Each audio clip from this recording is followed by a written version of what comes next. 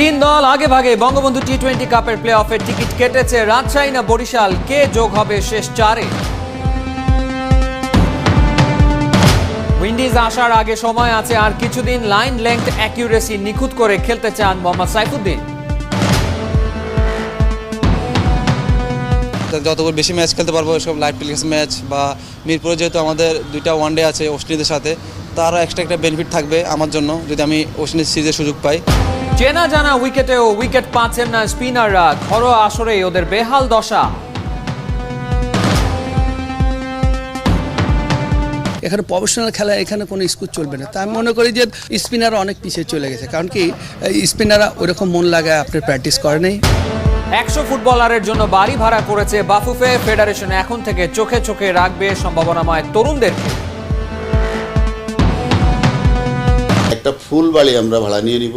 এখানে আমি ছেলেদের এই যে এজ ভিত্তিক, আমি যদি আমার চোখের সামনে সবসময় দেখি, আমি যদি কোচ কি করতেছে, আমার পিজিও কি করতেছে, ওরা কি ট্রেনিং করতেছে, আমি বা প্রেসিডেন্ট নিজেও তো এদেরকে অ্যাডভাইস করতে পারে।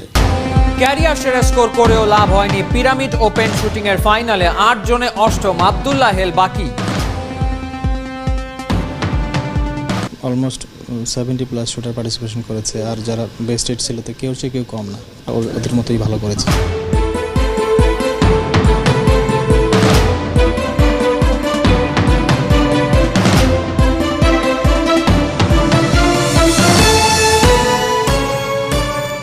স্বাগত 71-এর খেলা যোগে আপনাদের সাথে আছি আমি ফাহিম রহমান। তিন দল আগে ভাগে বঙ্গবন্ধু টি-20 কাপের প্লে অফের টিকিট কেটে রেখেছে। এখন একটা আসন ফাঁকা, ওটার দখল নিতে চায় রাজশাহীর মামুর ব্যাটারা আর বরিশালের মনুরা। চাটগাইয়া বদ্দাদের হারালেই রাজশাহীর কেল্লাফতে।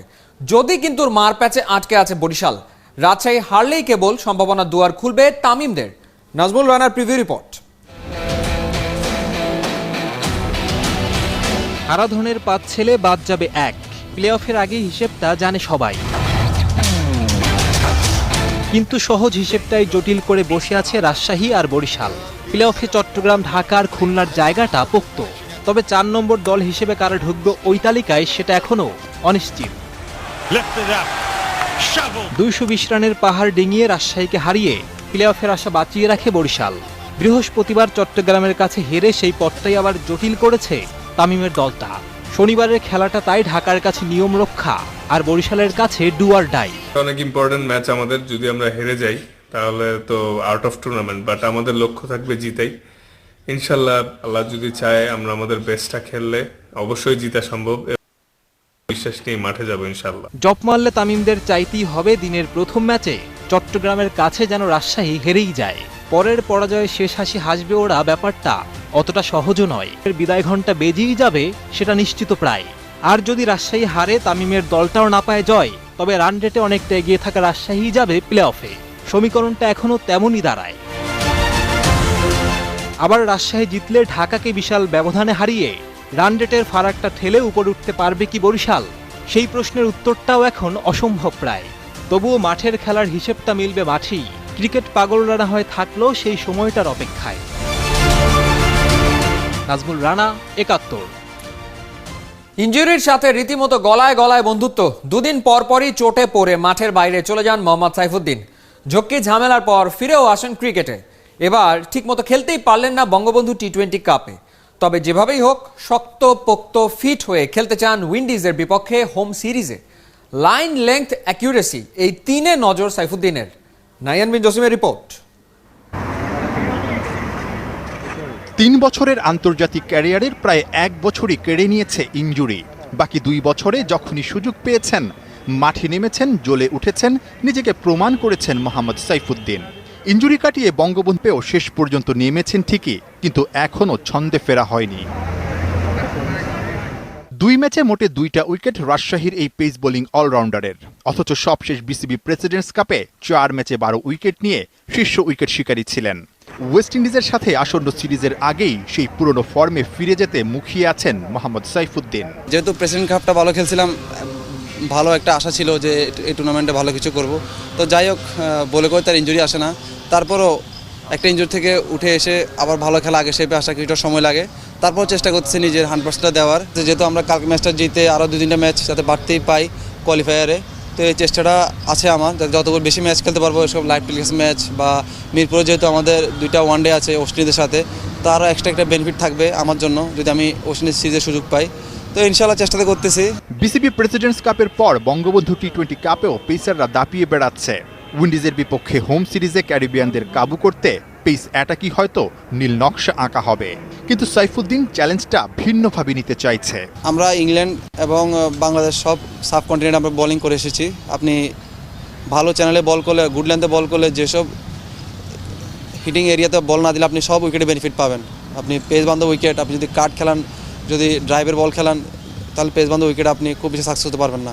তো আমরা আসলে ওই জিনিসটা নিয়ে খুব বেশি অরিড না, আমাদের ইকুরেসি, লাইন মেনটেন এবং কন্ট্রোল বোলিং করা সবসময় চিন্তা ভাবনা থাকে, করতে পারি যে কোনো উইকেটে সাফল্য সম্ভব। তো এটাই আমি সবসময় কাজ করি এবং এটা চিন্তা করি। বাংলার ক্রিকেটে সাইফুদ্দিনকে লম্বা রেসের ঘোড়া ভাবা হয়। সাদা বলের সঙ্গে এখন লাল বলের ভাবনাতেও আছেন। উইন্ডিজের বিপক্ষে সিরিজেই হয়তো টেস্ট ক্যাপটা মাথায় উঠতে পারে। 3 ফরম্যাটের চ্যালেঞ্জে লম্বা পথ পাড়ি দিতে সাইফুদ্দিনকে যে ইনজুরিকে হারাতেই হবে। নাহিয়ান বিন জসিম, একাত্তর। ক্রিকেট বিশ্বে বেশ নামডাক আছে বাংলাদেশি স্পিনারদের, অথচ তারাই বেতাল ঘরের মাঠে। তেমন সাফল্য নেই প্রেসিডেন্টস কাপে, একই দশা বঙ্গবন্ধু টি-20 কাপে। হঠাৎ কি এমন হলো যে চেনা জানা উইকেটেও উইকেট পাচ্ছেন না স্পিনাররা? তবে কি গুণে মানে আর আগের মতো নেই দেশের ঘূর্ণি বোলাররা? কিংবদন্তি মোহাম্মদ রফিকের মুখোমুখি হয়ে জানতে চেয়েছেন মাহদি হাসান। বাংলাদেশের স্লো লো উইকেটে স্পিনাররা বরাবরই তুরুপের তাস। একালের মেহেদী হাসান মিরাজ থেকে সেকালের মোহাম্মদ রফিক, অগণিত সাফল্যের ভিত তৈরি হয়েছে তাদের হাত ধরেই।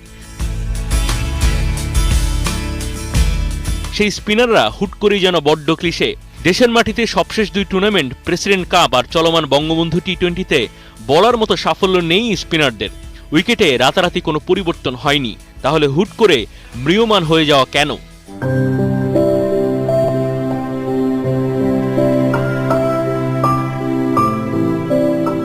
কুয়াশার চাদর সরিয়ে প্রশ্নের জবাব খোঁজার চেষ্টায় জবাবটা সবচাইতে ভালো দিতে পারার কথা বাংলাদেশের স্পিন কিংবদন্তির উপাখ্যান যারা হাত ধরে, সেই মোহাম্মদ রফিকের। 50-এর কোটা পেরিয়ে গেলেও এখনও ক্রিকেট তাকে সমানভাবেই টানে।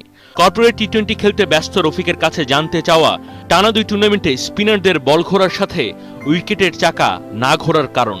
এখানে প্রফেশনাল খেলা, এখানে কোনো স্কোর চলবে না। তা আমি মনে করি যে স্পিনাররা অনেক পিছিয়ে চলে গেছে, কারণ কি স্পিনাররা ওরকম মন লাগায় আপনার প্র্যাকটিস করে নেই, এবং আপনার যে নিজের একটা নাম আছে পিছনে, দেখা ওই নামের মতন আমি ক্রিকেট খেলতে পারিনি। যে কোনো বিবেচনায় বাংলাদেশের ক্রিকেটের সম্পদ মোহাম্মদ রফিক। তার টোটকাতে আরও ধারালো হতে পারে স্পিন বোলাররা। অফর্মে থাকার সময়ে কেউ যোগাযোগ করে না, জীবন্ত কিংবদন্তিকে ব্যবহারও করে না বাংলাদেশ ক্রিকেট বোর্ড। বিসিবি তো বলে, আপনাদের বলে, কিন্তু কখনো কিন্তু এমনি প্রকাশ্যে ডাকে না। বোর্ড প্রেসিডেন্ট বললো যে রফিককে খুব তাড়াতাড়ি আমরা জয়েন করতে, দেখেন 1 বছর 1.5 বছর কিন্তু পার হয়ে গেল, কোথায় কোনো সাড়া দেয় না। অভিজ্ঞ বা তরুণ বল হাতে সফল হতে পারেনি কোনো স্পিনার। ওয়েস্ট ইন্ডিজের বিপক্ষে হোম সিরিজে ব্যাপারটা ভালোই নাকি ভোগাতে পারে টাইগারদের। বাংলাদেশের উইকেট কিন্তু আমরা যখন তো ক্রিকেট খেলেছি জানে যে শব্দের জানে যে বাংলাদেশে কিন্তু স্পিনারদের অ্যাটাক আমরা এখনও বিশ্বাস করি, কিন্তু আমরা যদি বিশ্বাসটা যদি ভঙ্গ হয়ে যায় তা আমরা কোথায় খেলবো, আমরা কী দিয়ে অ্যাটাক করবো? এই স্পিনাররা ঘরের মাটিতে আন্তর্জাতিক বা ঘরোয়া ক্রিকেটে টানা আস্থার প্রতিদান দিতে পারেননি। এমনটা শেষ কবে হয়েছে সেটা গবেষণার বিষয়। বঙ্গবন্ধু টি-20, প্রেসিডেন্ট কাপ, ব্যাট পেস বোলিংও ভালো হয়েছে, তবে দেশের মাটিতে ম্যাচ জেতার যে মূল ফর্মুলা, সেই স্পিন বোলিং যদি ভালো না হয় তাহলে ভালোর ভালো আসলে কতটা মাইনে রাখে? ওয়েস্ট ইন্ডিজের বিপক্ষে হোম সিরিজ জানুয়ারিতে, চিন্তার কারণ তো বটেই। মাহদি হাসান, 71, ঢাকা। 100 ফুটবলারের জন্য বাড়ি ভাড়া করেছে বাফুফে। ফেডারেশন ভবনের খুব কাছেই। এখন থেকে চোখে চোখে রাখবে সম্ভাবনাময় তরুণদেরকে। নিয়মের কঠোর বেড়াজালে বন্দী থাকবে এই 100। বাফুফেই নিচ্ছে ওদের দায় দায়িত্ব।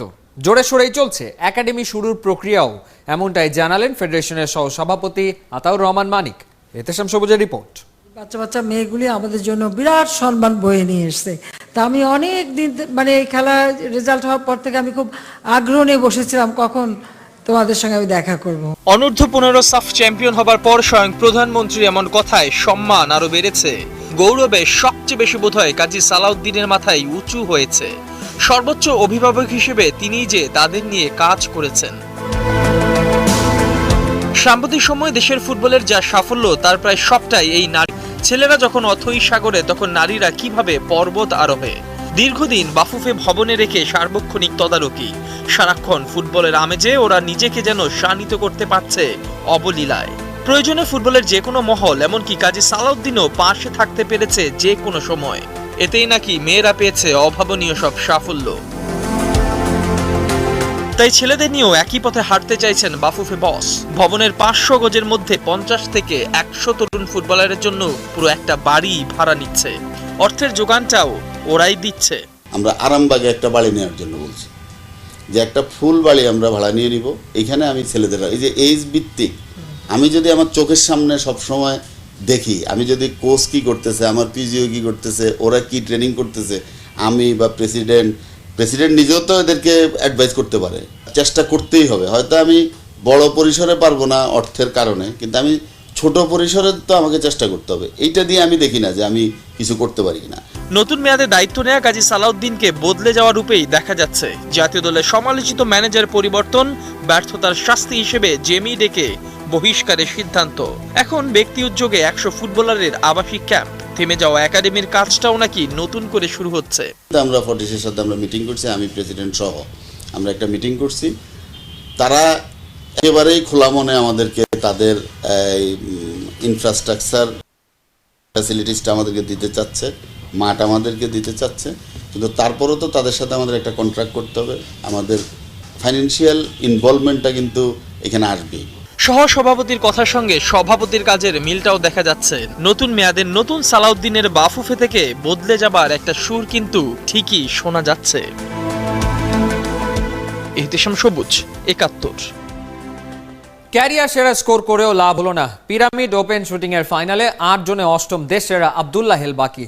যথারীতি বাছাই পর্বে দারুণ করেছেন, ঘাবড়ে গেছেন ফাইনাল রাউন্ডে।